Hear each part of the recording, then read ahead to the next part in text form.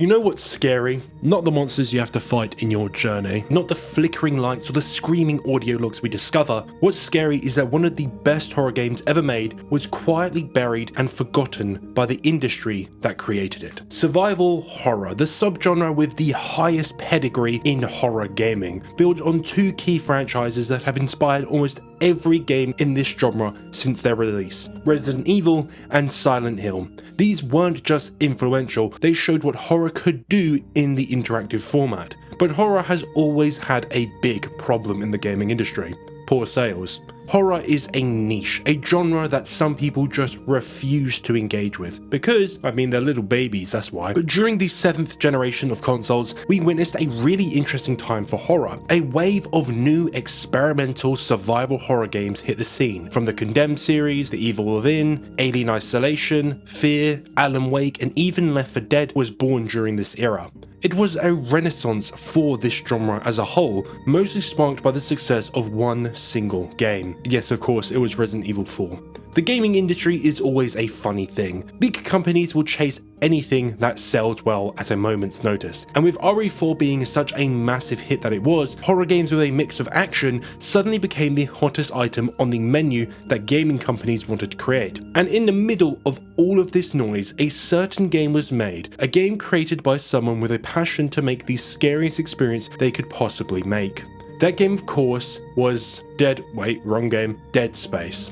Dead Space is a classic example of an amazing game released during a time with way too much competition surrounding it. And while the first game definitely got a better chance to shine and truly show what it was with the 2023 remake, which I personally absolutely adore, with the good must always come bad, especially when talking about the company that published the game.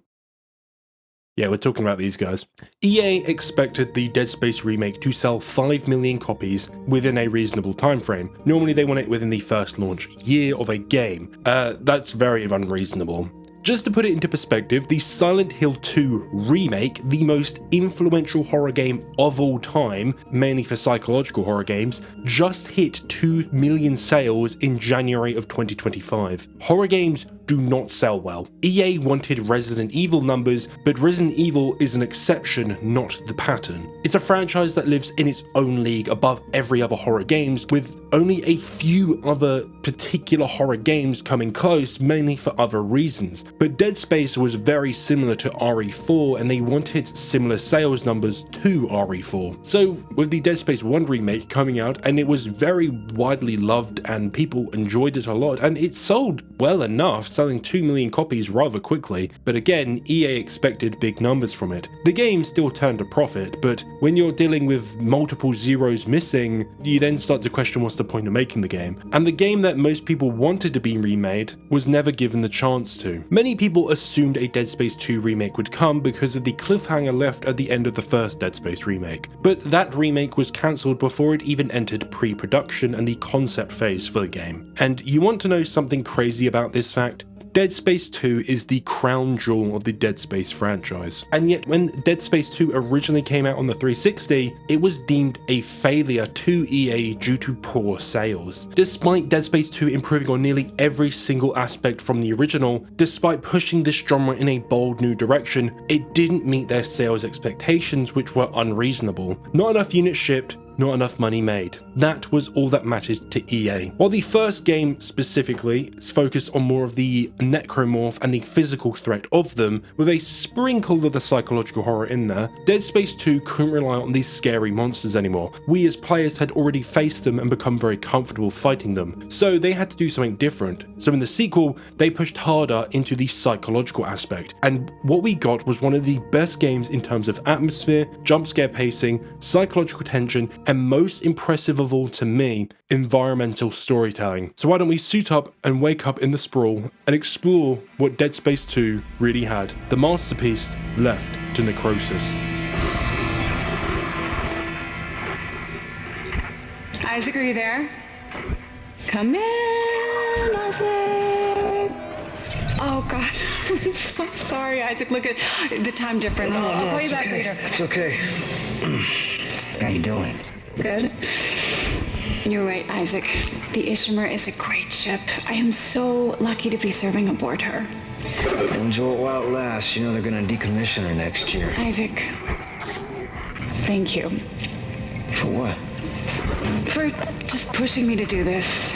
I mean, if it weren't for you, I never would have made it this far, because you made me stick with it. I'll just remember, I'm giving you up for 6 months so you can do this. You know what? We must be getting on a range third leg. Isaac, can you hear me? This simple opening message we get at the very beginning of the game is honestly a great way to start the game, as it helps catch anyone up who might have not played the first game, as back in the day, it was still very popular to not play every game in the franchise. But it basically catches you up to everything that you need to know that what occurred in the first game, even with the Doctor himself here talking us through what happened and asking questions. It doesn't just recap the previous game, it also hints at Isaac's mental state as well after the first game, and potentially tells us something that they're trying to find something about what happened in the first game. It hints at the potential story for this game and sets it up rather nicely, as there's still a good entry point to the franchise. Now also it introduces us to Isaac's new voice actor, as in the first Dead Space game, Isaac was never actually voiced at all, he was a silent protagonist, so it's a great way to basically show players that yes, he is fully voiced in this game and he himself is a character as well, not just a player character. They found something. What did they find aboard the ship, Isaac? The marker. Did you have contact with this marker? It made you see things, didn't it? Things you didn't want to see. It spoke to me. What did it say, Isaac? What did it say to you, Isaac?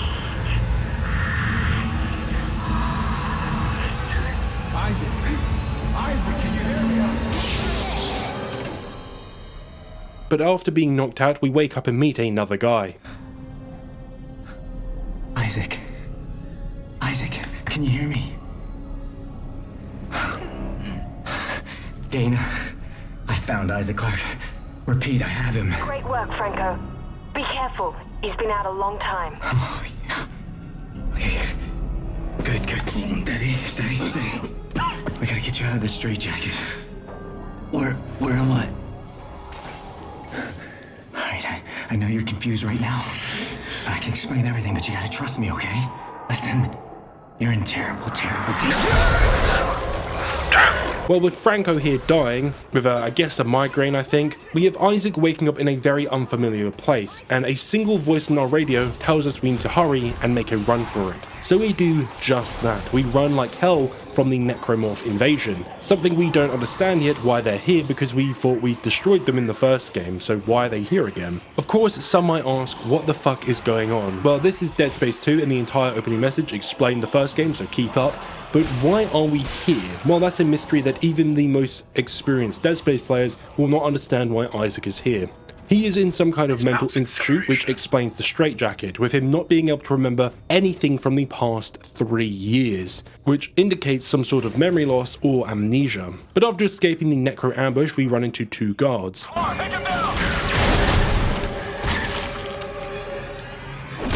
The guards know our name immediately, indicating that we are some sort of target or of high importance, and we hear the director state as much. This is Director Tyson to all project personnel. I want the key subjects terminated and the facility scrubbed. This is not a drill. Type it out. So we are a key subject and this entire operation needs to be burned and buried for some sort of reason. I'm sure it has nothing to do with the weird fucky thing in the last game, which has led us to this very point, the thing we destroyed in Dead Space 1, the marker. But entering the next room, we get some important information on Nolan Stross. Subject is Nolan Stross, Section 158. Now.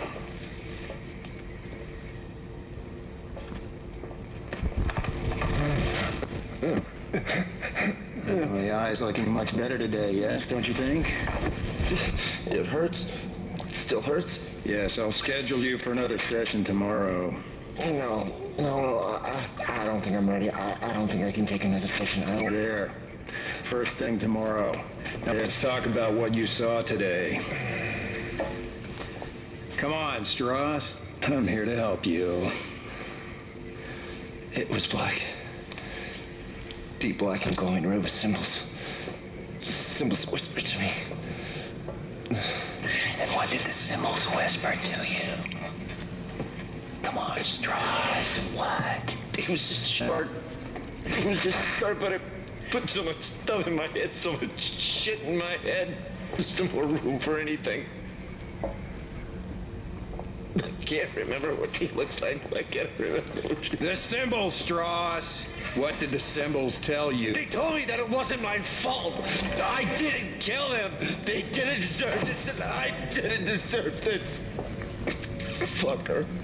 Put Mr. Strauss back in stasis, adjust his medication up 30 milligrams, and we'll try another session first thing in the morning.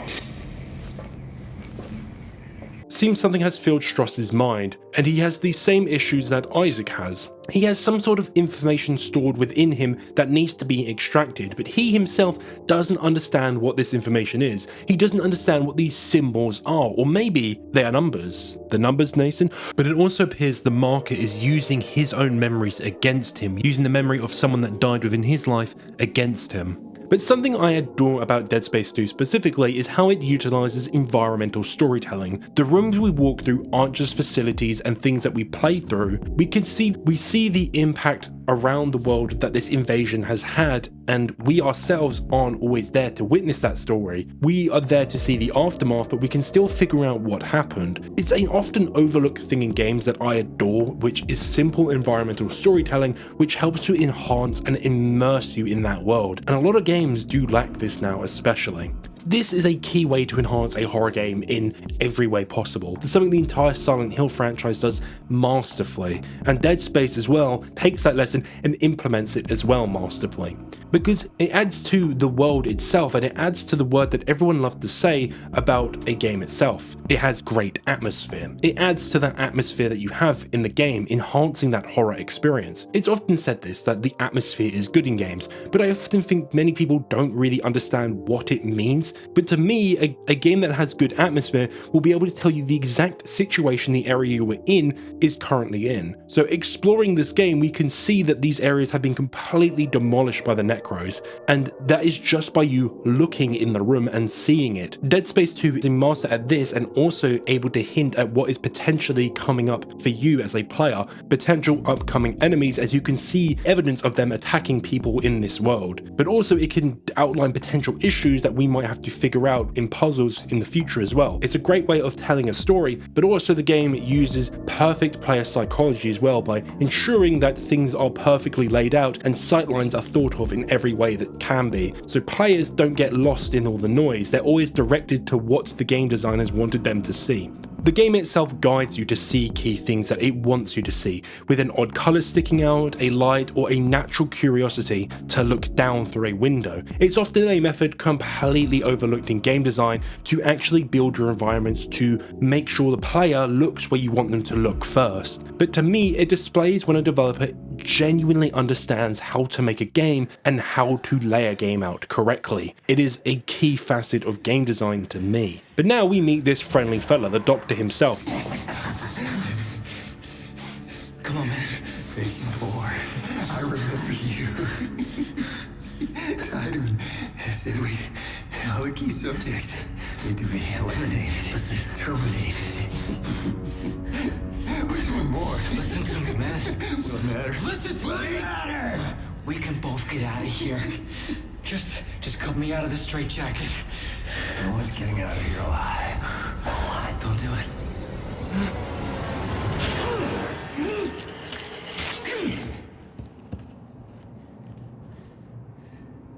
There's no escaping from what I've done. Take it easy, buddy. Just take it easy.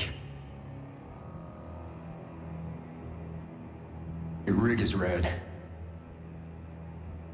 It's red. There's a health pack and a flashlight in that wall locker. You should grab them. The Doctor here is mainly just here to teach us about the healing mechanic and show us everyone's favourite thing about Dead Space, the way it uses its HUD. Yes, I'm going to quickly comment on this. It makes its HUD a part of the world itself, which, yeah, I know Dead Space 1 did, but it's still fucking cool. I love it. And yes, I haven't made a Dead Space 1 video. If you're watching this, no, I didn't want to do Dead Space 1 because I feel like everyone did that with a remake, and I wanted to do 2 because I prefer 2. But the HUD itself is really cool. It makes it a part of the world. The health bar being on your back is a physical thing we can see, and it's always within our view, so we can always see our health, but it makes the game more immersive. And this is also done with basically every other part of the HUD. The way tracking works, the way your ammo count works, it's all laid out in a way that is believable in the world and can be seen through Isaac's rig mask, which honestly is such a cool way to do it. And I really do wish more games went out of their way to immerse you with an immersive HUD, because this is another art form I think is completely lost in modern video games. A lot of modern video games often go for the standard sort of inventory system and UI system, but Dead Space is completely unique. They immerse you in the world and ensure that nothing can pull you out of it. We're all gonna burn for what we did to you.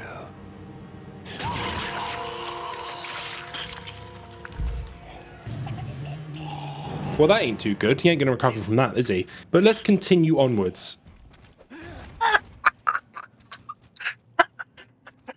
The game does this a lot. Unfortunately, the game is almost, fuck me, it's that old. And a lot of the game, it bugged out. To be honest, if you play this game on a modern computer like I have that has anything better than probably a 9th generation CPU, you're going to struggle to run it, and you're going to have to go out your way to basically mod the game to get it to run. But unfortunately, that meant all the bodies in the game did this for me, which is kind of funny, but it did pull me out a bit. But unfortunately, it's a thing that the game has due to modern systems. But now we get a phone call from Dana, the woman guiding us. Clarke! Isaac Clarke, is that you? Who are you? My name is Dana. I'm the one trying to rescue you. Why? What's going on? You're suffering from a unique form of dementia, Isaac. Something you contracted on Aegis 7. How do you know that? How do you know all this about me? Your dementia will kill you. But if you can get here, I can treat you and get you to safety. Why should I trust you? Because I'm not the one shooting at you. Fuck. Just follow the route I'm sending you.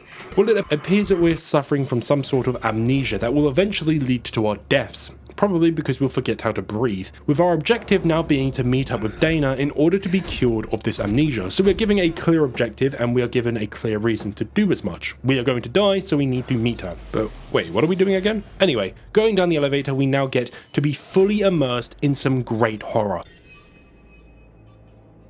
Oh no, not a wheelchair. Seeing the aftermath of a necromorph attack. Seeing the amazing environmental storytelling with the mandatory jump scare of a pipe bursting as well. But it's just amazing. I will keep saying this. This game oozes atmosphere and it just immerses you and it surrounds you in its world. This is the kind of game that if you're playing late at night in complete silence with no one to disturb you, the hours will just fly past because it is completely immersive and it is something we do not see anymore. A kind of game that wants you to be immersed and actually take your time and not rush through everything to try get to all the action sequences. It wants you to stand and look around and really analyze what has happened in this world. But progressing onwards, oh, that looks like a fun new form of therapy, doesn't it? They offer some sort of interesting procedures in this establishment. Why are you helping me? If Tideman finds you, more people will die. Including me. Not if you follow my route. I don't like this. You don't have to like it. Just hurry before you get locked in. All of us now need to find a way out. We can do a little bit of maintenance and obtain our first ability, Kinesis, which, like the Fizz gun in Gary's mod, allows us to pick up objects and fling them at things, which will become a vital aspect for not only puzzle solving, but also combat, as you can either stun enemies by throwing a big object like a chair at them, or if you throw a sharp object at them, you could or kill them depending if you pick up a sharp object, which honestly is a great way to not only save ammo, but also deal with a lot of enemies at once. But finding another receiver of a fun treatment and we try to save him. Is that a tissue laser? A plasma cutter? Oh my god! Fuck! What the fuck are you doing? Shit! Help! I'm trying! I'm trying!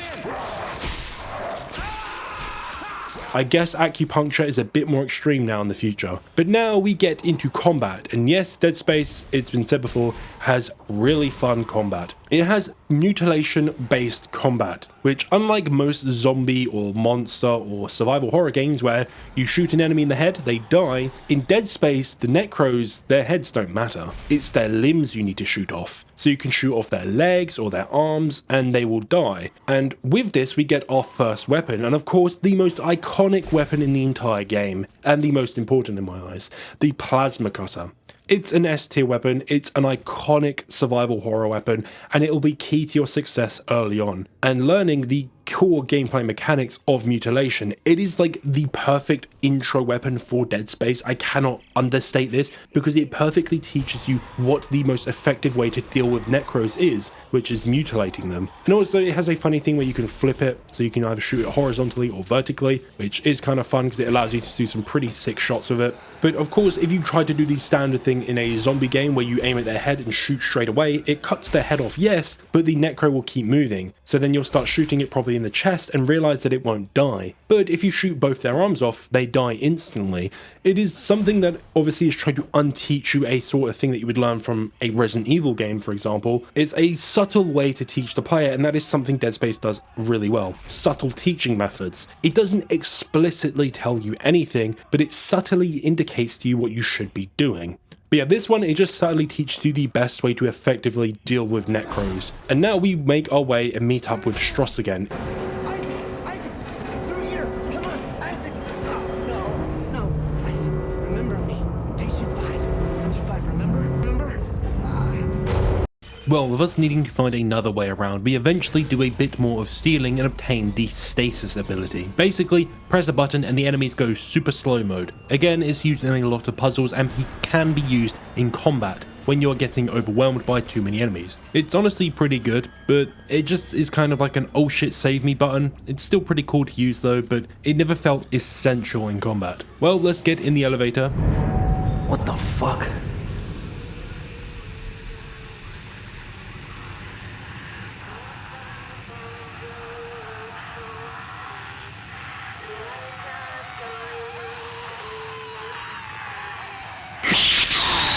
Well, I don't think Isaac here is doing very well. It's clear he feels some sort of remorse and guilt over what happened on the Ishimura and his inability to save Nicole from ending her own life. And he feels responsible for that exact action. He feels responsible for getting Nicole killed. But hey, who cares?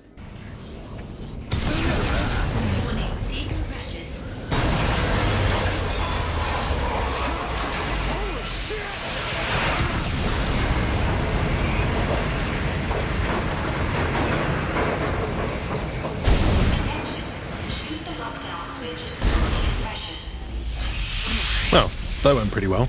But anyway, here's the shop, and it doesn't have a funny little man telling us what are you selling? But it's a trader. If you are like me and you bought the game on Steam, you get access to all the DLC weapons, which, man, that is kind of boring. Honestly, this is one complaint I have about Dead Space 2, is how you obtain most of the weapons in the game. I feel like survival horror has a great way of not only allowing for a natural progression system by allowing you naturally to find weapons in the world, but also to tell stories with these weapons by placing them in the world themselves of where you find the weapons. It's a key reason I love a game like the RE2 remake. Each weapon you find is found in a specific location, and some even have story relevance, like the knife Leon gets at the very start of the game. I know it's a massive nitpick, but Dead Space doesn't have the same sort of inventory system akin to RE, and you can only ever have 4 weapons at a time, so it's very much a pick the ones you like and stick with them and try to find ones that gel well together. But it often feels like you never really are encouraged to really pick and choose different weapons at times like you are in something like Resident Evil.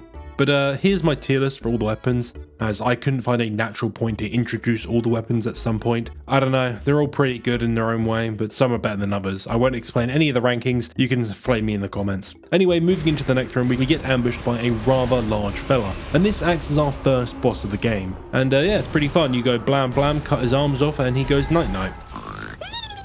Well, with the big guy dead, we now get another call from Dana. I was angry. Dana, I'm out of the hospital. Okay, the tram station is just beyond the apartment block. Hang on. I need more answers. How long have I been here? 3 years. Tideman found you floating in space near Aegis 7 and brought you here for study. Why can't I remember anything? The marker you found imprinted your brain with self-replicating signal. The longer you're awake, the more the signal spreads. It's killing you, Isaac. Tybin tried to keep it in check with memory suppressants. You said you could fix it, right? Only if you reach me in time. Tram station, get moving. Well, with that information about our impending death looming, we now need to make our way to the train station, which involves us venting, but entering a next room. No, here we go again. Woo! We can hear a message from Director Tiedemann, the director of the entire facility, and he orders our death. Mr. Tiedemann, a station-wide emergency is in effect. In accordance with Titan Station Civic Code, I am declaring martial law. All citizens are ordered to evacuate. Looters will be shot on sight. This is not a drill. Move immediately to the nearest evac route. Well, we better get moving so we don't get killed.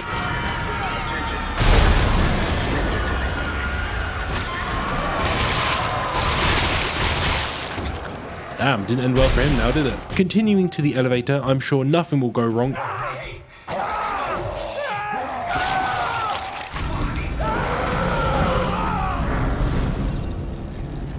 Well, there's nothing we could have done for him. God damn, it's not a good day for these people living here. God damn, it seems like there's a sale on eggs. Well, with Strauss communicating our next objective on where to go, we start, of course, making our way and try meet up with him and the kind woman on the other end of the phone as well. Now, this next scene is something I just wanted to highlight for this game's method of environmental storytelling. We open a door and we see two people behind a necro that ambushes out of a door, with a woman pleading with a man to go save their mother. But they both decide to run away. Eventually, after dealing with the necromorph in front of us, we can enter the room they were trying to enter, and we see a grisly sight. And in the bathroom, oh damn, their mother ain't doing too sharp, I guess.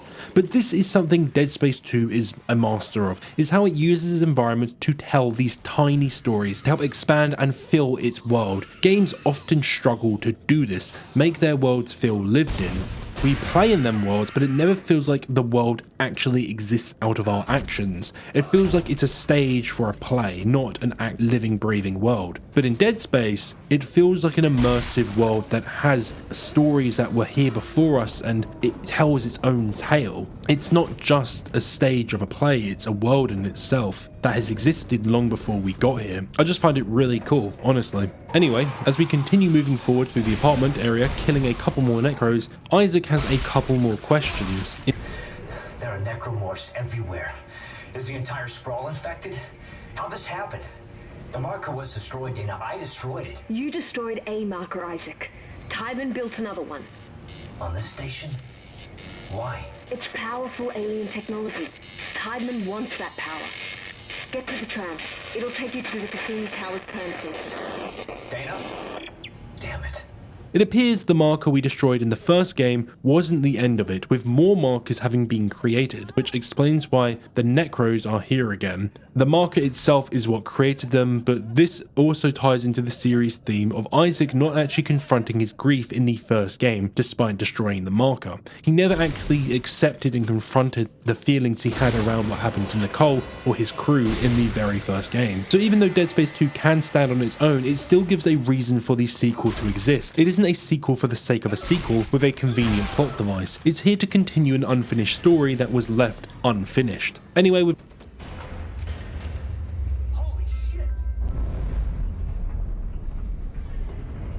with Nicole scaring us again and the average London Underground experience, we find ourselves at a train station, and boarding the train we can reroute its power and get it to start moving. And of course, a great little set piece here with enemies jumping on the train, with us having to blast them away of course, but the train ride does not go as expected.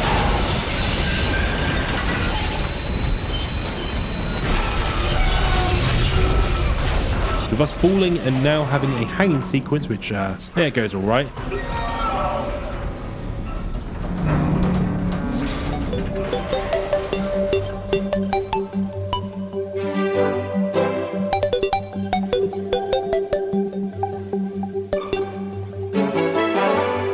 Well, average commuter experience, I guess. But getting off at the wrong station, we now have to find a way to get to the place we were meant to go, with Dana giving us a new route. But along that route, we run into these fucking kids. So we have to engage with what Mr. Beast's bodyguards probably have to do.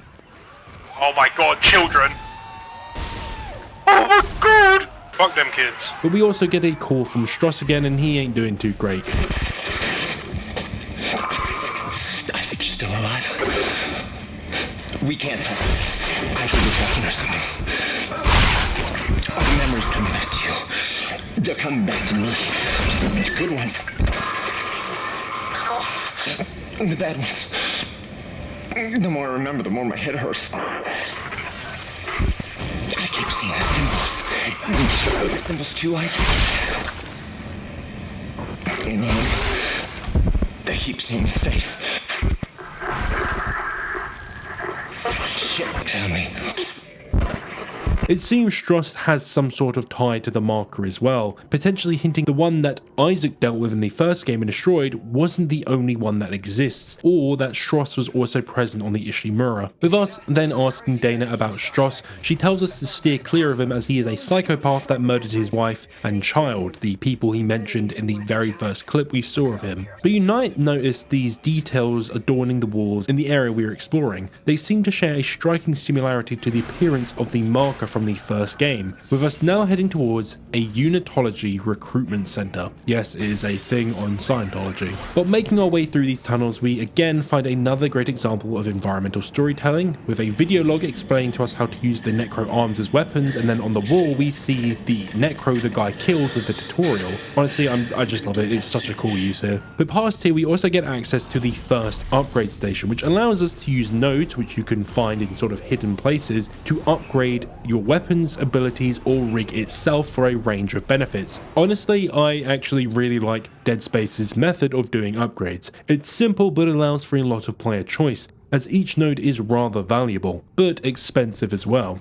So you do have to think about not only what upgrades you want, but also what path to take to obtain those upgrades, as taking the wrong path you could waste multiple nodes just to get the upgrades you want. It ensures that players have to really think about what upgrades they want to go for and what weapons they want to focus on. But with us messing around with some fancy machinery as well, we enter a zero gravity section, which, yes, this is one of the better parts of Dead Space, is how it uses zero gravity to create engaging puzzles, and it's what made Dead Space such a unique franchise within survival horror. But now also at this point, we will have obtained another weapon as well, which the shop will give you the next weapon in the progression system. This will probably be the javelin launcher, and like I'm sure many people state, the weapon designs within Dead Space games are honestly peak as well. The weapons aren't actual weapons, well, some of them are, but most of them are tools used for repair or maintenance on the ships that Isaac would have worked on as he's an engineer. The plasma cutter, for fuck's sake, we got from a medical machine, and this simple fact and the way they made the weapons for Dead Space adds so much to the world.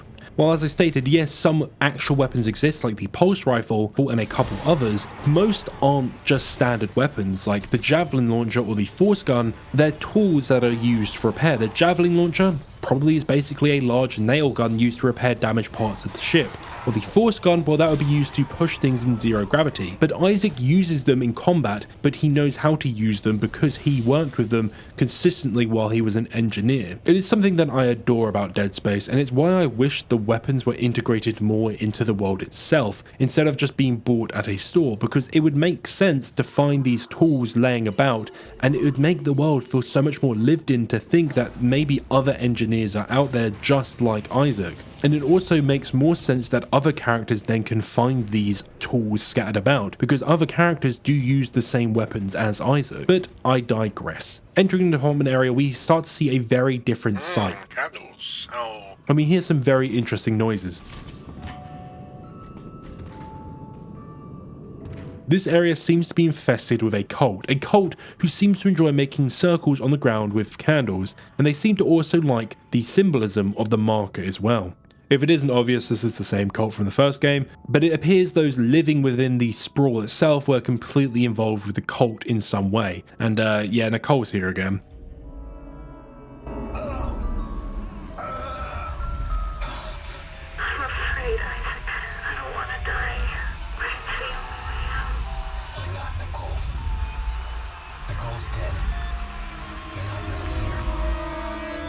Isaac knows for a fact Nicole is dead, but he can't seem to accept her death and let her go. He's just pushing that memory away and just not accepting it at all. Walking away from Nicole, we find a gunship has spotted us, so we need to hurry and find Dana to ensure we aren't captured by Tideman. One combat situation later and another spinning body.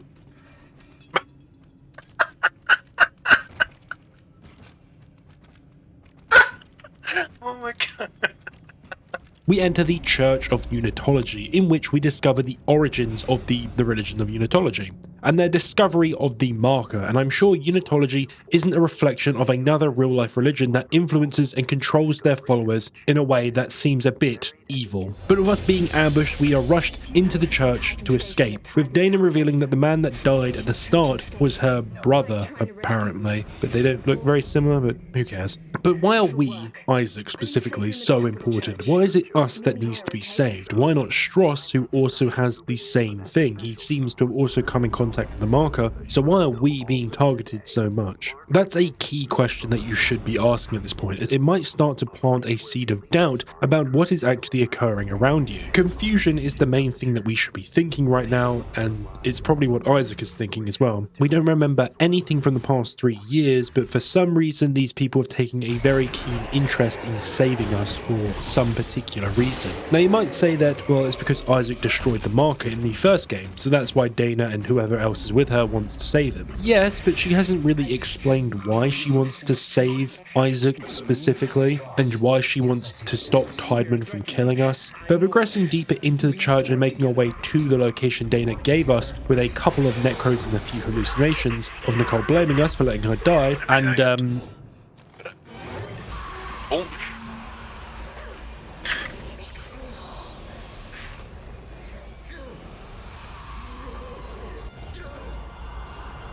I'm my own worst enemy. This single scene is very clearly trying to display and show to us that the Nicole that Isaac sees is his own thoughts, his own subconscious guilt and hatred for himself. It's not actually like a spirit that's haunting him, it's all in the head. It's what Isaac believes that Nicole saw him like. He believes that Nicole has no reason to actually like him or love him. She should only truly hate him for what he did to her, apparently. Anyway, another combat engagement later. Look at these fuckers. Look at them. And waiting for a door to open, we can escape the church and find a freezer, which, Holy fuck. how spooky. Making our way out of this freezer though, which the bodies of the followers of the Church of Unitology are stored in, which we had a whole explanation in the Church of Unitology, but it doesn't really add anything, I'll be honest. It just kind of shows how fucked the entire church is, because they have no promise whatsoever. They're just keeping dead bodies, awaiting for the convergence, which might not actually be real. We have a small puzzle to do with this spinny object, which generates gravity, and we get another call from Dana saying Tideman is now jamming the signal, so we just need to follow the locator to reach her. So we do just that. We follow the path with no questions asked. But eventually we are confronted by a big guy. Watch out, watch out, watch out, watch out! And a bunch of kids. Fuck them kids. And we can escape up an elevator and finally to safety. No, I guess not. Dana! You're a unitologist. Oh, of course you are.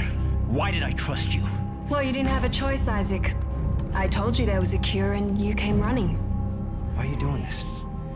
Why can't everyone just leave me alone, huh? You're a dangerous secret, Isaac. EarthGov won't leave you alone because they're afraid you'll destroy their marker. After all, you did build it. What are you talking about?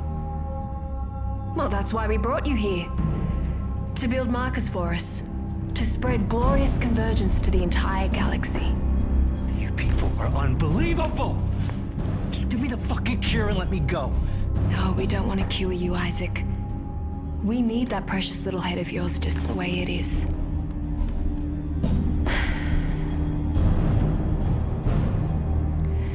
Now would you escort Isaac to the shuttle and put him in stasis?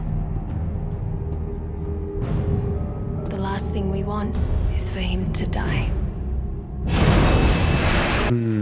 Women. Can never trust them, can you? But at least Tideman's here and he commits some domestic terrorism, killing everyone in the group except Isaac somehow. With us escaping and being ambushed by again another large fella, Fuck.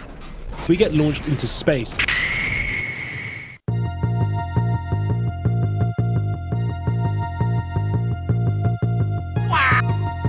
and somehow Isaac survives all of this, and now we get a kill from Stross. Isaac, are you there? Can you hear me? What do you want, Stross? Look, it's over. All my plans just blew out the window. No, it's not over, at least not yet. Isaac, we build it. We can tear it down. What, you mean the marker? Do you know where the marker is, Stross? It's in the government sector. But we have to move now, because time is running out for moving for us. Stross, where are you going? Shit. So Stross is now our only friendly face that we can potentially follow. And after the betrayal of Dana, I'm sure whatever she said wasn't actually true. And I'm sure Stross is perfectly stable and okay to be around. That's foreshadowing, he's completely not. Anyway, entering the apartment area now, we see the sheer influence that the cult actually had in the entire station here on Titan. There is a lot of candles and a bunch of drawings on the floor. And a couple more calls from Stross also indicates what he wants us to do and where to meet up with him. He keeps muttering about some steps that we need to follow and he needs us to help him destroy the marker, so we obviously go try and meet up with him now. And this itself is another great part about Dead Space 2, the psychological aspect of the entire game. As I stated in the beginning, Dead Space 1 was so much more focused on the physical horror of the Necros, but Dead Space 2 focuses way more on making a more psychological horror experience. It focuses not only on Isaac's mental state, but also the other characters like Dana, Stross, on whether you can trust them or not, or what they could potentially do to you if you do trust them or don't trust them. It's this whole mental fuckery that is just so cool to see play out. But it's not only that, it's also seeing the influence that the cult had on the entire station as well, and what potentially they did to people psychologically. It makes you question every little thing that you see, obtain, and people you talk to. It's great, I love it, and it's a textbook use of what psychological horror is at its best. But Stross, as I stated, keeps talking about some steps that need to be fulfilled in order to stop the marker. With the steps that we hear from him being crawl inside the machine, the screws go tight all around, cross my heart, and hope to die, and stick the needle in your eye. What does this fulfill? Well, something. We don't know quite just yet, as Stross never actually mutters the final step. He only mutters the first 3. We know this because he keeps stating the step numbers, but then he always says there's 4 steps, but he never finishes it, and he keeps waffling on about the first 3, so unfortunately we can't solve it yet. But moving on a little bit further, we run into a woman fighting for her life.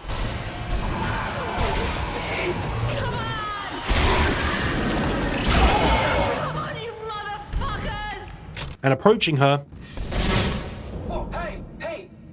No. You stay back. You want to talk? You talk from there. Don't say you're gonna help. The last person who said that tried to kill me. Hey, take it easy. I'm not gonna hurt you. Yeah, you got that right. You try it, and you're dead.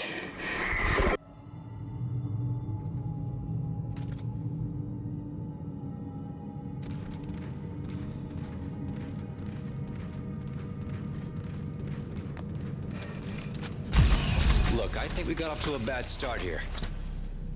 I'm Isaac. Ellie. What do you want, Isaac?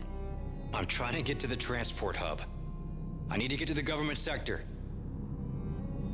What do you think we were trying to do? Hey, I can help you. Besides, we got a better chance if we stick together. Don't you agree? It's not a chance, Isaac. Other people are just a liability. I'll release the door lock. But after that, you're on your own. And please, don't follow me, okay? Well, I'm sure we won't be betrayed by another woman again. Of course, the game perfectly uses Dana to then make you question if we can trust Ellie and everything. It's perfectly done, it's a textbook execution of it all. It's great, I'm not going to keep waffling on about it. But following her up the elevator as we are trying to reach the government sector, and that is the way to go, as we want to reach the marker and destroy it. But we first find ourselves in what appears to be a nursery or early years school. And there is an exploding baby. and there is a bunch of zombie children. Honestly, fuck them kids, shoot them all. Real talk though, I absolutely adore this area. I love this part of the game because to me it shows how just completely fucked the marker's influence actually is. Zombie children and monster children and anything akin to what we're seeing now is often quite a sore subject to often bring up to some people. Some people will see this and they will feel disgusted. They will think it's diabolical that people could even want to shoot children.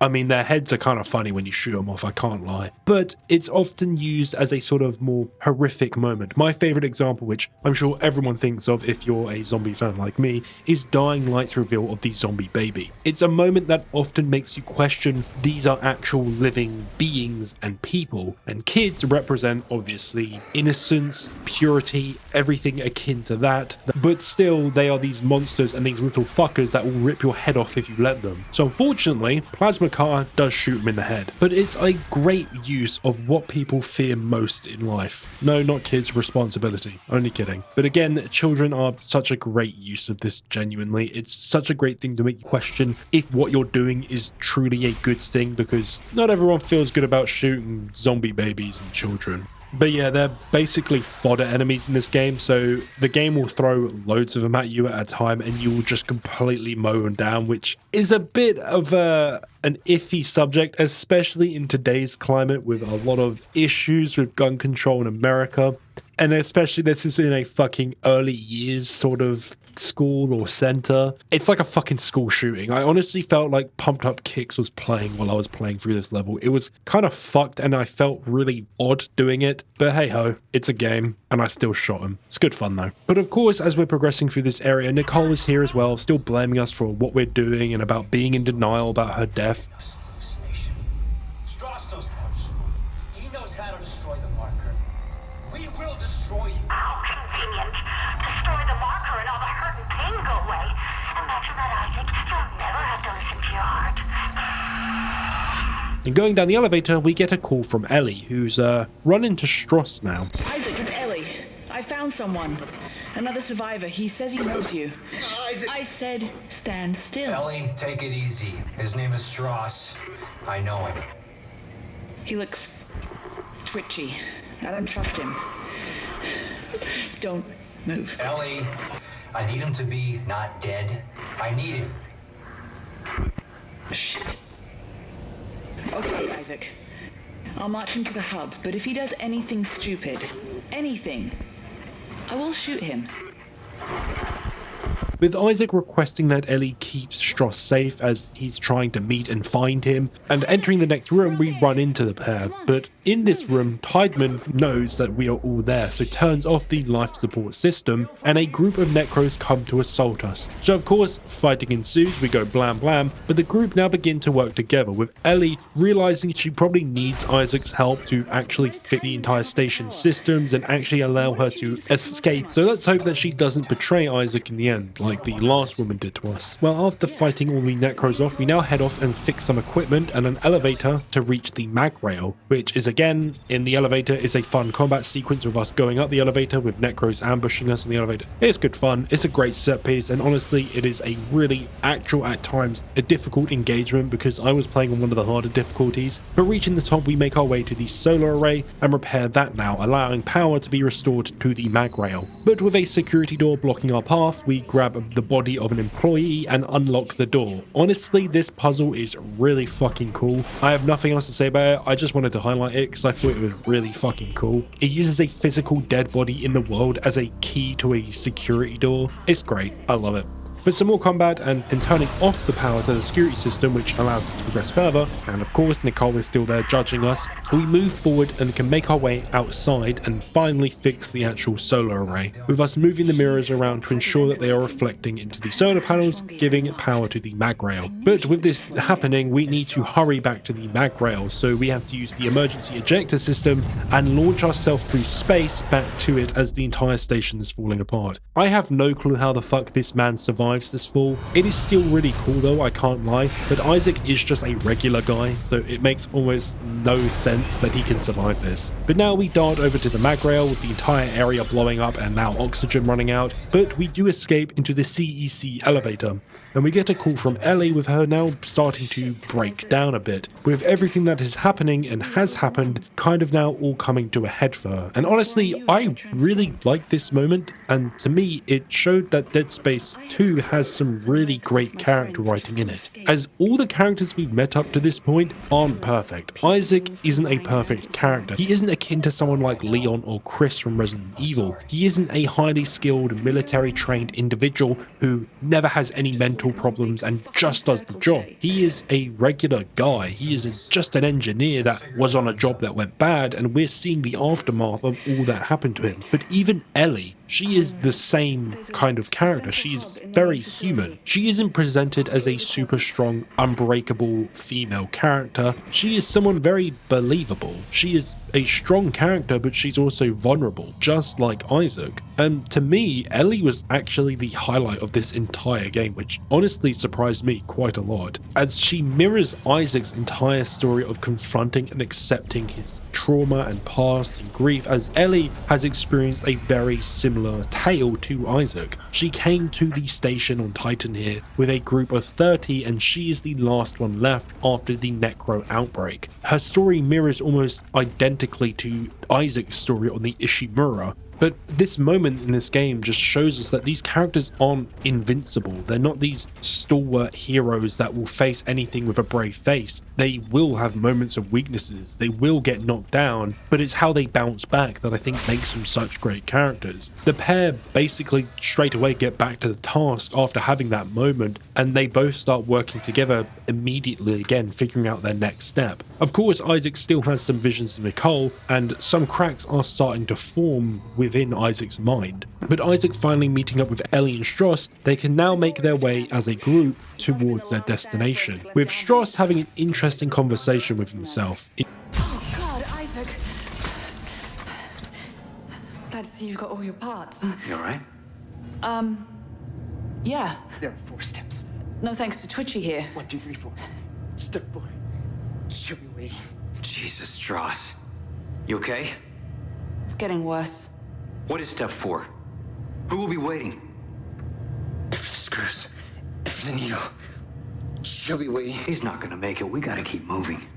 There's an industrial transport upstairs. Runs on the same spoke as the commuter train. It should get us to government sector. One of us will have to deploy it from the gear house. Staring, asking. Stay here and try to get him on his feet. Now, with the mag rail being our destination to get to the government sector, we need to go and get the train itself actually running now. So we leave Ellie with Stross to keep him safe, and we continue on into the unknown.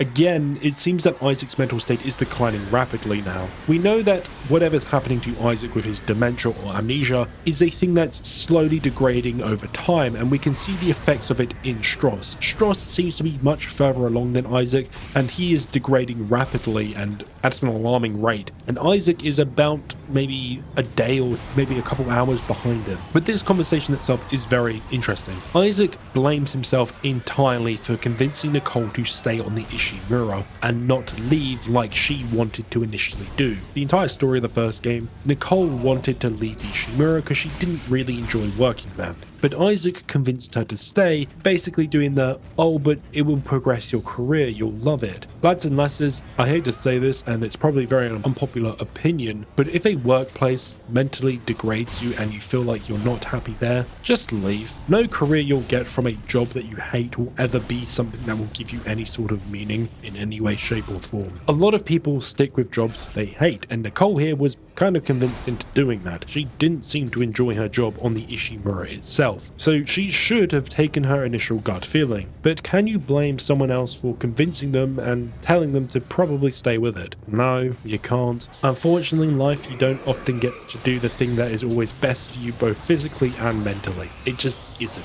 A lot of the time you will have to stick with jobs that you hate. You'll have to stick with things that you feel like you shouldn't be doing because you're kind of forced into doing it. But again, it's an interesting point on what Isaac is having a problem with here. Is he to blame for Nicole's death on the Ishimura because he convinced her to stay, and should he blame himself for that fact?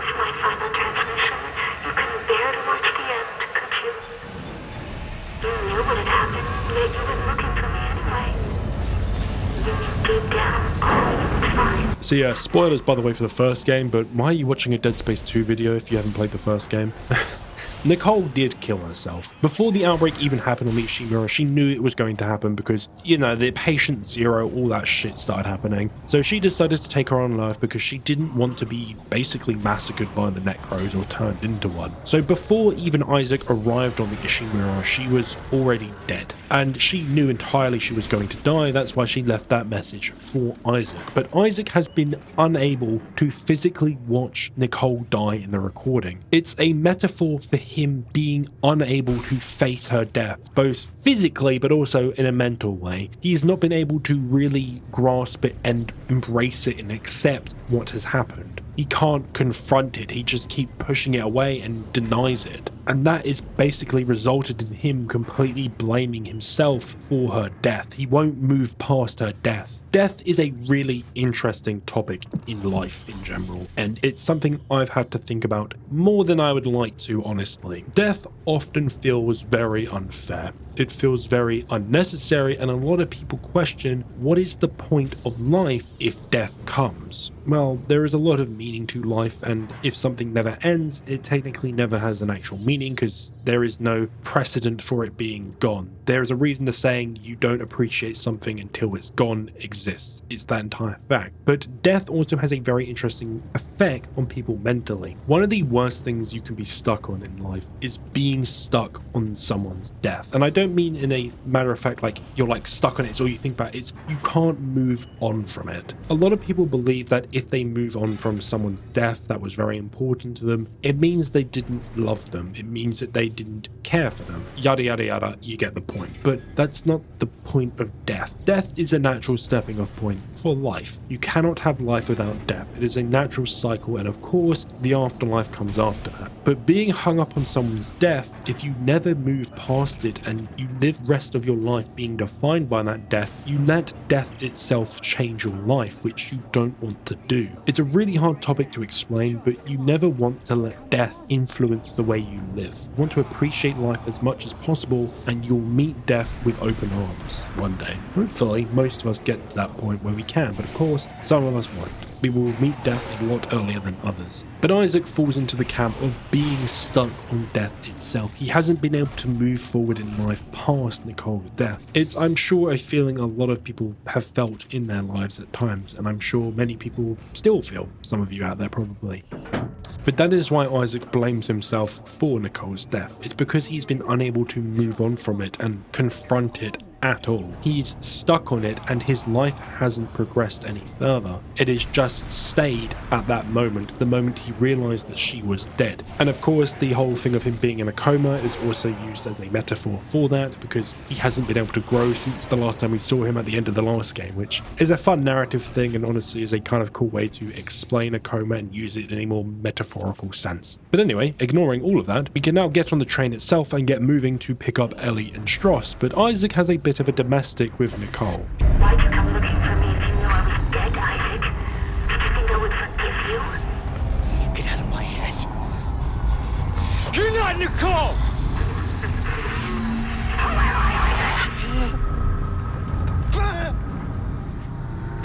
Well, it seems he ain't doing too sharp, is he? But now both Ellie and Strauss regroup and enter the train. Staring at me, Isaac. Strauss. Through the holes in his head. Listen to me. Stop staring at me! Stop it! Relax! It seems Strauss is also doing even worse than Isaac is. As I stated, his deterioration is much further than Isaac's and is kind of hinting what will happen to Isaac if he doesn't sort out his problems. But as the group start their journey on the mag rail, something very big is revealed. Oh my God. It can't be. That's the Ishimura. The presence of the Ishimura displays how even though the Earth government abandoned the Ishimura and let what happened happen on it, and the marker was destroyed by Isaac, it's still there. It was recovered in its entirety, and potentially everything that happened on the Ishimura was entirely covered up. But also the return of the Ishimura is also a more symbolic thing. Of course, Isaac has not confronted what actually happened on the Ishimura. He has not looked and accepted what has happened until this very point, and now on this journey he is being forced to. Him going to the Ishimura again isn't just for gameplay reasons, it isn't just to make a cool reference and callback, it is essential for the narrative to do this. Isaac needs to basically confront all those memories of his journey on the Ishimura, the entirety of Dead Space 1's story. He needs to confront it and accept what happened there so he can move forward. And of course, to do that, he needs to go back in his mind, but also back physically, back to the Ishimura. It's great. It's a great use of a physical location to reinforce the narrative and really display and try to indicate to players what the story is about. It's about Isaac going back and confronting all those memories he keeps locked away and allowing them out. But with the transport stopping and we now exit, and we can now start to find our way to clear the track as there is an issue on it. And what is this? Well, it's a big ass tentacle, so we use some big explosives to clear out the tentacle. Clearing out the tentacle, we need to quickly make our escape back to the mag rail. Well, that ain't too good. Using the solar beam. We gotta stop the transport now. With the rail itself being destroyed, Isaac comes up with a plan to enter the Ishimura and fix the problem, and as I stated, we have to return to the Ishimura. And I love this part, not only for the narrative and everything and how it's symbolically used, but also it allows us to see the same ship that we spent hours exploring in the first game and what they have done to it now.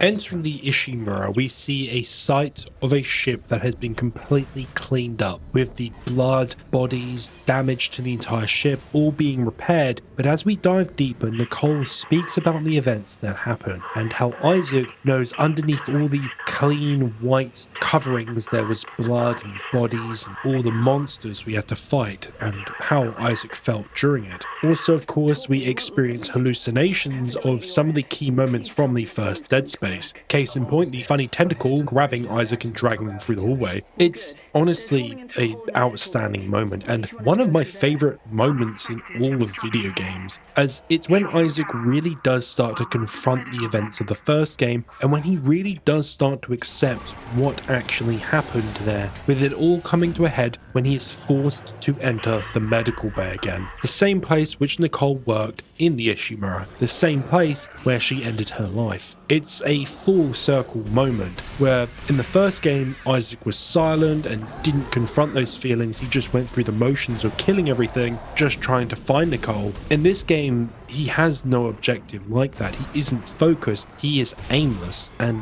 when he's here, his thoughts cloud his mind and all he can think about is what happened to Nicole here. He cannot escape this feeling, these memories anymore now. He has to confront these feelings or they will destroy him like they are destroying Stross. He has to realize that what happened, he wasn't responsible for. He wasn't able to change it because he had no power, no control of it. At the end of the day, Nicole was the only person that could make that call, so he can't truly blame himself for it. Isaac, it's me. I wish I could talk to you. I'm sorry. I'm sorry about everything. I wish I could just talk to someone. It's all falling apart here. I just can't believe what's happening. It's strange. Such a little thing. Oh man, it all comes down to just one little thing.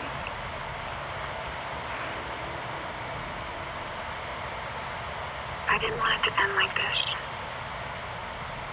I really wanted to see you again. Just once. I loved you. I always loved you. Loved you.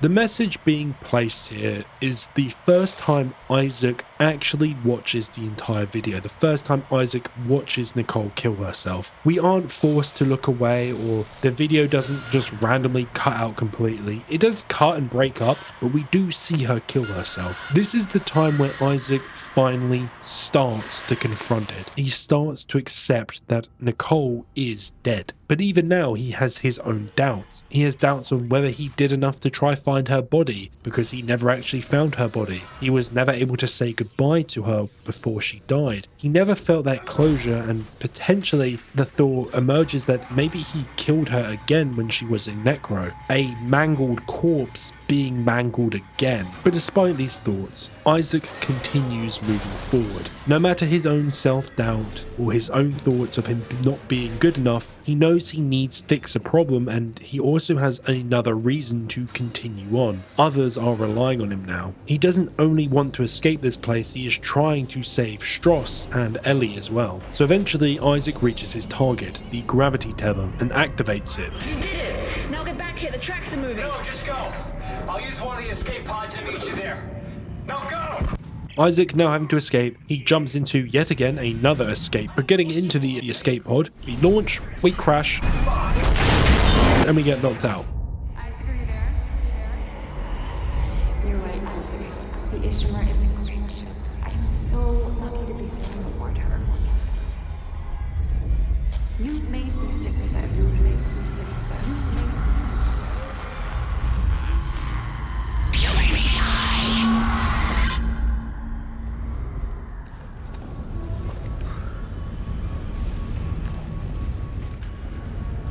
But coming to, we see a call from Ellie, seemingly not getting along very well with Stross. Stross! Stick a needle in your eye. Stross, can't do it! So now we need to make our way and try to save Ellie from Stross killing her, as Stross has now been entirely consumed by whatever the marker has done to him. He is consumed by his guilt and potentially whatever he feels for the people he killed, his wife and child, which have been his hallucinations, the thing that have been torturing him. He doesn't see Nicole, of course, only Isaac sees Nicole. He sees his wife and child, the woman he keeps going on about, the woman he keeps saying is staring at him. Now, of course, a lot of fighting occurs, and this is where the game actually started to become quite a bit of a challenge. Sake, bro. I threw 3 things at the baby and it didn't die. And honestly, it became really enjoyable to play through, I'll be completely honest. If you want to know, I was playing on survival difficulty, which I think is the perfect difficulty level. Holy fuck, that thing killed me so quick. It's a good balance of challenge but fairness. I think any harder, it would be a bit too difficult, and I feel like you'd have to rely on only the strongest weapons in the game. But any easier, it would just be a cakewalk. There you are, Isaac. We've been waiting for you. Now it's your turn. Oh god. Ellie! Step 3. With the group all getting along willy-nilly, we move on making our way through the station, eventually confronting and being attacked by Stross himself. What are you doing? You have the phaser for me. Tell her I didn't mean to do it. Stross, it's me. See her. It's Isaac. Tell her. Stross. Step 3. Step 3.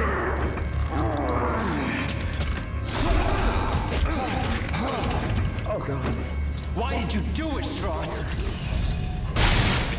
I hate how instantly I just shot Stross in the head as soon as I got the chance, because I actually liked him as a character. I saw him as someone that needed desperate help and needed some sort of salvation from what the marker was doing to him. But my ass just saw him as a threat as he approached me with a knife, and he had an eye on it, which is probably Ellie's, so I just blew his fucking head off. I blame this of me playing way too much Counter-Strike, and force of habit, I shoot anything that moves now. Isaac, though, moving on from Stross and up another elevator filled with enemies, of course, he now has a final confrontation with the Nicole in his mind, with him fully confront his feelings and his own mental state.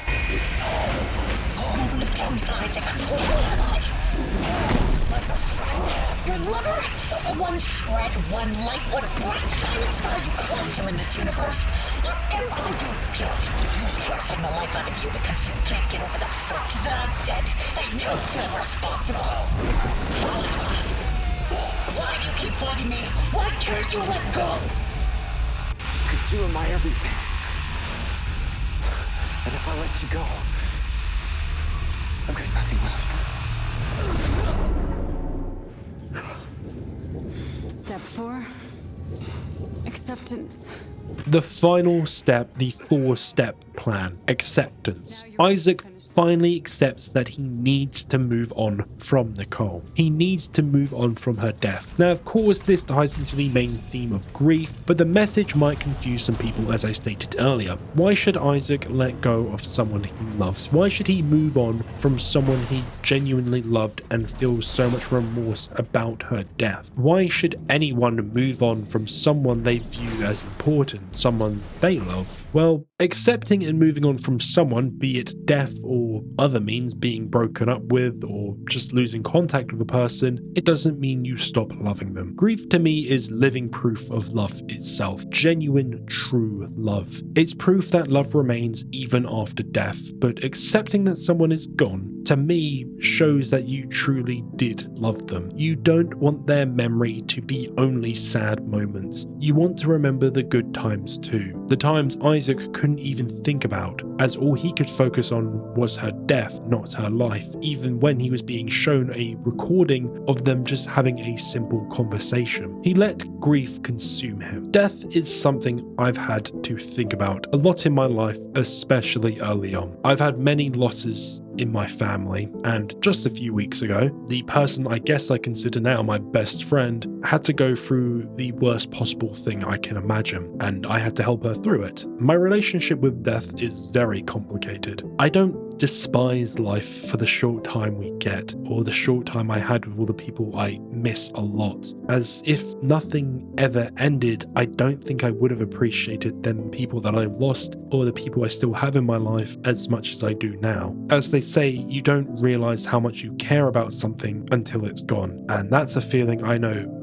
far too well. But if you want to know, and the advice I give the most, it's okay to let go of grief, to realize that you don't need to be sad anymore. It's okay to accept that something ended and move forward and grow from it. You don't need, or you won't, replace things you lose in life. You can't. In life, you will lose things and they will leave a hole in you. They always will.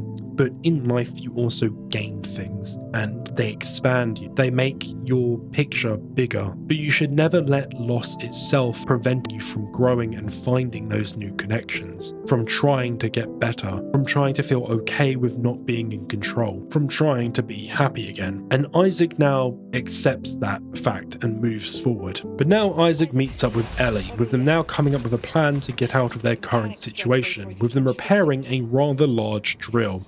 So we do just that. We replace the battery and reroute the wiring, and we can now climb aboard with Ellie now driving the drill. We start drilling our way to the government sector, which, yeah, itself is another entire combat sequence with enemies jumping onto it and we have to fight them off. It's fun, but it's pretty simple. Once we reach the government sector though, Ellie, instead of using a scalpel method, she employs a sledgehammer tactic. Completely blasting through the wall.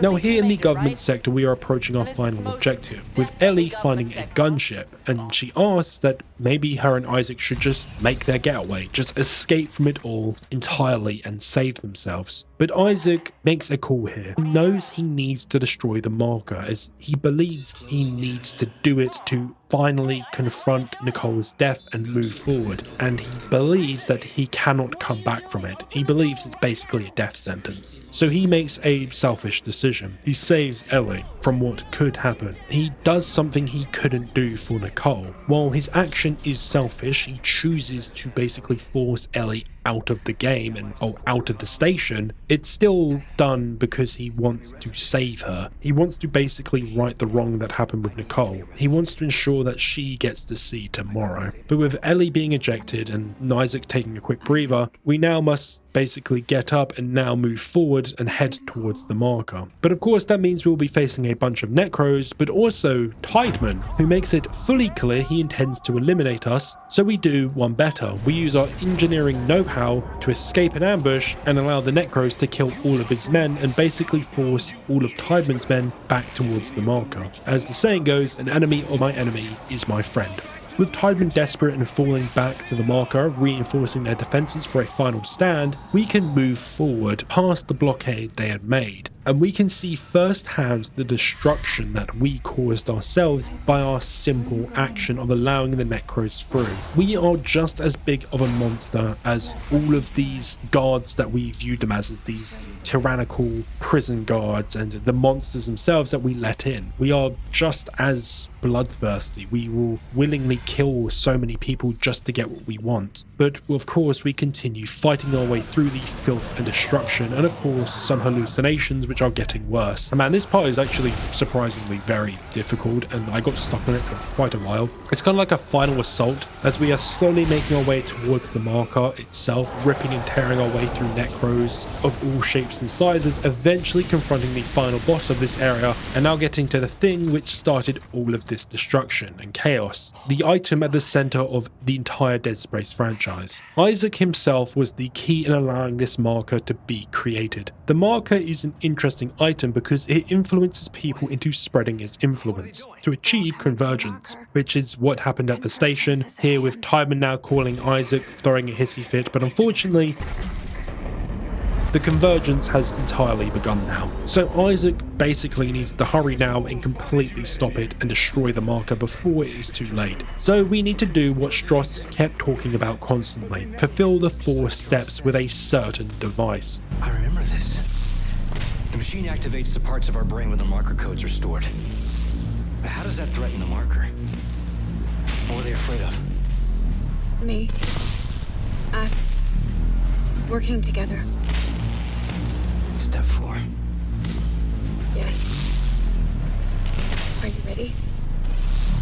Because Isaac interacted with the marker in the previous game, it stored something deep within his mind, something which only can be extracted with the needle. Yes, it's the same needle which causes a very painful death if you don't take your time with inserting it, which I swear to God I cannot find the video, but I remember a Watch Mojo video with the woman talking about it, and it lives rent free in my head now, but I could not find the video because Watch Mojo have 30,000 videos. How the fuck am I meant to find it? It's honestly a great moment, and it's an iconic moment of Dead Space 2, but this entire needle sequence is amazing. It makes you feel like shit and it hurts to watch, and it embodies what horror actually is, making you feel uncomfortable, which this does entirely and is a masterclass. I think there's only one thing I think would be more uncomfortable, and that would be his downstairs area being touched with the needle, but we won't go into that. But with Isaac fulfilling the procedure, completing the 4 steps and completing the final step, acceptance, he now just needs to make his way to the marker as Nicole is now fading out in a blinding light. So of course this means we have a lot of shooty to do, but we encounter a rather interesting creature which I love, the Ubermorph, a Mr. X style character. It's invincible and it just follows you and beats you up. It's amazing, but it basically forces you to keep moving forward now. Now you can slow it down if you're wondering. You can shoot its arms and legs off and put stasis on it and then basically run away, which is what I kept doing to it because it does regenerate its limbs if you shoot them off. But eventually we make it to a 0 gravity section and fly through that, and then hallucination later we reach the final push towards the marker, in which you are given an upgrade bench and a shop, which is essential because there is going to be a shit ton of enemies, so make sure you buy ammo here. This is the one shop I think is essential that you buy ammo in. But yeah, there is a shit ton of shooting that occurs, and the best part of this game, the Ubermorph, is also here that just to piss you off, but you slowly but surely fight your way through, eventually reaching the marker. God damn, that brother tanking that shit. God damn.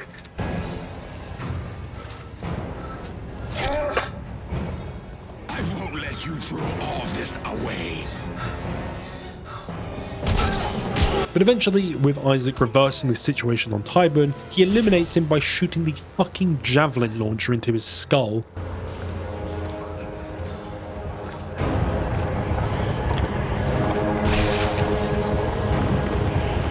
He takes the final steps in accepting the past finally embracing Nicole. Of course, symbolically embracing the memories and everything of Nicole. But of course, it was a trick by the marker. Who could have guessed the twist? Who could have guessed that the game with 3 different times where we get betrayed, there's another betrayal? So of course, we're now fighting the actual marker somehow. I think it's all in the head sort of thing, with the marker probably trying to get into Isaac's brain because the thing that was stored by the previous marker. But we fight it off, of course, because we have good old weaponry, and eventually destroy the marker itself. With the marker destroyed, now the entire station begins to crumble. With Isaac accepting what has happened, he sits there accepting his fate, and it seems like this is the end of the game, with the credits beginning to roll.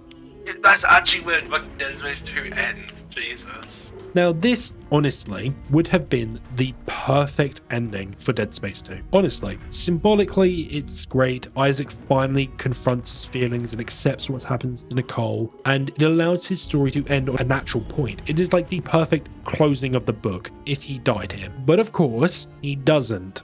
Of course, someone comes back. Ellie, of course, comes back to save Isaac, and Isaac makes his final escape with Ellie, and the pair escape the station, with Isaac now being able to start a new chapter in his life, moving past what happened in the past, and maybe make something new. Of course, this ending itself is meant to mirror the ending of the first game, where Isaac looks over, sees the hallucination of Nicole, and this is what this ending itself was hinting towards, that maybe not everything was fixed. Maybe Nicole would still be there and he would hallucinate her again. But we see Ellie, and it shows that Isaac has finally fully gotten past his trauma and grief. Well, not entirely, but he's like overcome it basically. He is free from the grasp of the marker and the control of it. But Ellie herself represents the potential for future. Not her specifically, like as a relationship I mean, but like just her being there as another person. She represents a new relationship that Isaac has created past Nicole. Isaac didn't interact with anyone in Dead Space 1 after he discovered Nicole was dead. All the people he went to the Ishimura with died, but now he made basically a friend, I guess, and spoilers alert, they do date at some point in Dead Space 3. It's been a while since I played Dead Space 3, but they do get together, but they break up, yada yada yada. You get the point. He moves on. Now,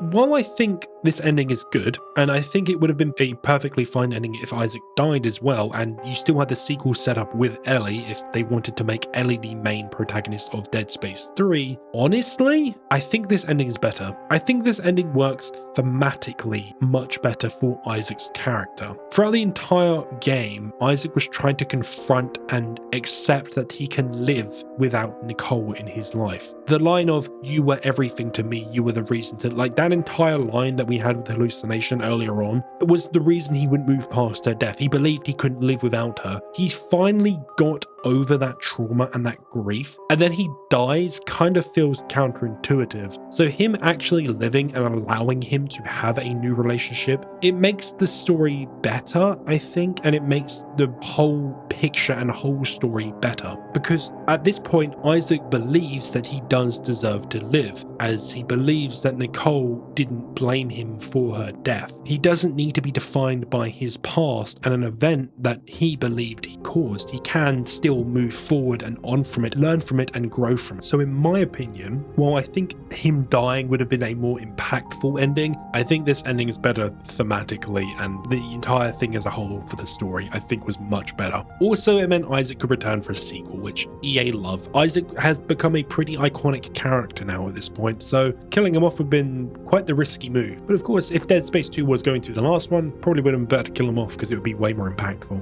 But with that, we end the game itself, so I guess we should get into my ending ramble now.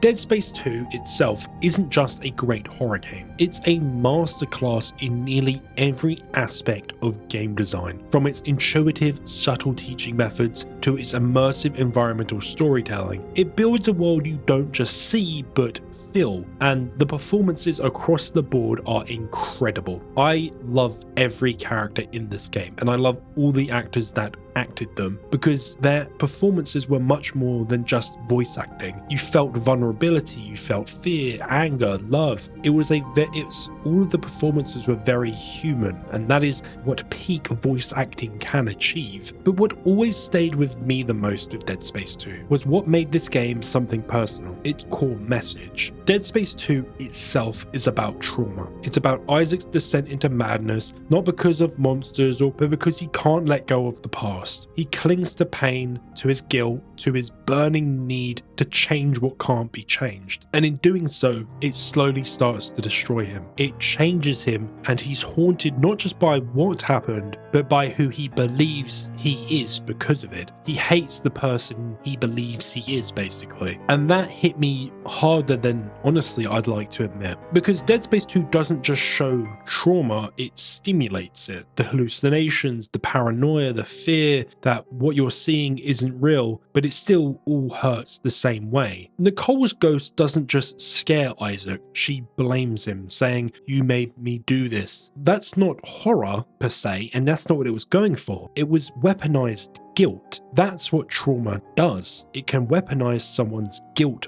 upon themselves. It rewrites history until it's always your own fault, until you've become the monster in your own story in every situation that you were in at some point. And in a weird way, that's what horror games like Dead Space 2 understand better than most. That survival isn't just about killing monsters or the necros or zombies or whatever else are in games. It's about what you have to sacrifice to keep going. Your comfort, your peace, sometimes your own sense of who you even are. Isaac loses parts of himself piece by piece in the name of survival, and so have I in life. I've always been, for a lack of a better term, a massive geek. I love weird shit. Look at my channel, I've covered some interesting games there. Japanese games, niche franchises, I love all of it. But growing up in North London, yeah, that wasn't cool. I didn't play the games that everyone else did. I didn't listen to the music everyone else did. And every time I shared something I loved, it was met with judgment, malice, laughter. So I stopped sharing. I stopped being myself. I didn't believe I was normal. I didn't believe that I believed there was something wrong with me. I talked about games that people liked, that I knew people liked, the obvious popular ones, but not the ones I loved. I dressed how others dressed, not what I felt comfortable in. I listened to music I didn't care for. Hell, at one point I completely stopped listening to music because it seemed no matter what I listened to, it was always met with judgment. Whenever someone asks me, even now, what I enjoy watching, listening to, or wearing, doing in my free time, or even what games do I like playing, I freeze because I still sometimes don't know what I'm allowed to like anymore. It's like slowly replacing pieces of yourself with parts that don't fit. You keep twisting, cutting, stitching yourself into something that you think others will accept until you can't even recognize what's left. And that was kind of the point I was at one point. I didn't even recognize who I was because I was doing so many things that I didn't actually care about. I was talking about things I couldn't give a rat's arse about at all because others just judged what I actually liked, so I hid all of it.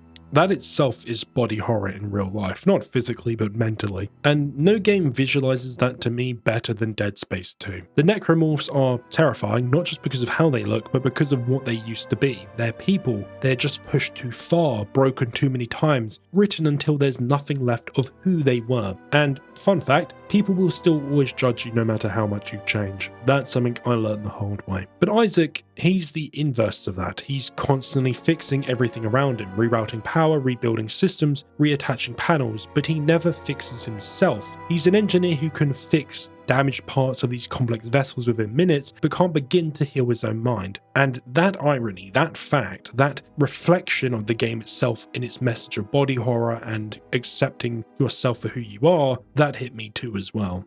I remember when I finally looked at myself and I look back at what I used to be, especially when I was a bit younger, and when I really sit down and think about it, I don't see a kid with, cringy taste in anime or video games because he really likes Japanese media, or a person who has an odd sense of fashion, or a strange speech pattern. That's another fun one. I got made fun of how I speak sometimes. That's always good fun. I just saw a scared kid, and I still do sometimes. I saw a kid just desperately trying to survive in a world that just did not want to give him the space to be soft or different or honest. I just saw a kid who just wanted to desperately be accepted by others, but no one seemed to ever want to accept him. I was always ridiculed for who I was, and I think it affected me a lot more than I like to admit. There are many things I wish I'd done in life. Sports I wish I'd tried.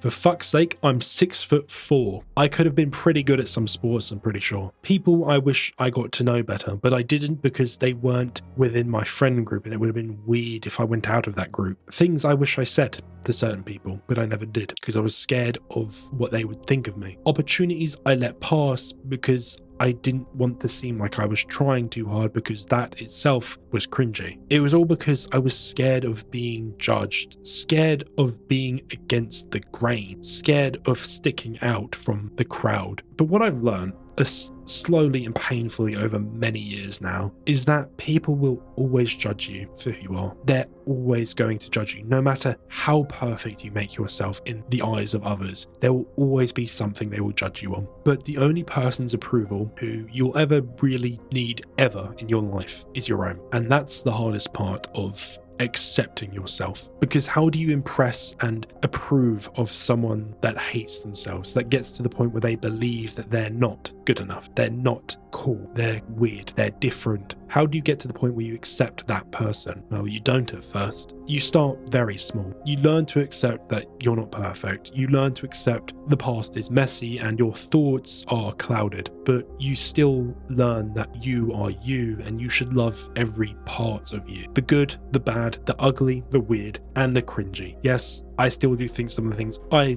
enjoy, which I will not reveal, are cringy, but I still like them and I love that part of myself. The future itself won't go to plan. You will never get the perfect life that you want. Things will go wrong, and that's okay. What matters is that you keep moving forward and you keep growing, but you accept yourself. Healing feels a bit like horror itself in reverse. You're still cutting things open, still facing the ugly stuff on the occasion, but instead of pulling yourself apart like some of us do to try fit in, you're trying to put yourself back together. And that's just as hard, just as terrifying in a way, because change is always scary, but it's also necessary at times. But if you change enough and you learn to be comfortable with yourself and you change the way you look at yourself, one day, maybe one day, when you look in the mirror, your first thought won't be shame or disgust or disappointment or hate. Maybe, just maybe, it'll be pride. Not in who you are, but in who you're becoming. And that's what makes the ending of Dead Space 2 to me perfect. It's not about saving the day, it's not about beating the monster, it's about finally saying no to everything. No more guilt, no more fear, no longer letting the past consume the present. Isaac doesn't just destroy the marker, he reclaims himself. For the first time in 2 games, he chooses to live for himself, not just survive like he has for the past game, to actually live. And that's why I love Dead Space 2. Not because it's scary, not because of the action, but because it showed me that broken people can still fight. That even if you're haunted, even if you've lost your way, you can still come back and you can still choose to live for yourself. Hello lads and lasses, thank you for watching. If you enjoyed, please like, subscribe, comment, whatever you want, and thank you again to all channel members, Marty Morris and Chelsea Tara. The support is greatly appreciated. I know this is a bit of a different game for me to do, but it's kind of me going back to what I initially did when I first started doing YouTube. But if you enjoy, please let me know, because I will definitely like to do Dead Space 3. I don't know if I'll do the first one, because I feel like I don't really have anything to say about that, but Dead Space 3 I think could be a fun one, and maybe get someone else involved with it, because again, it's a co-op game, so that could be a good fun. But other than that, I haven't got a lot to say else. Of course, keep leaving suggestions in the comments, it's greatly appreciated. This video was really fun to make, so if you guys want more like this, please let me know, because I actually really enjoyed making this video. That's enough waffling from me. See you around. Crocodile.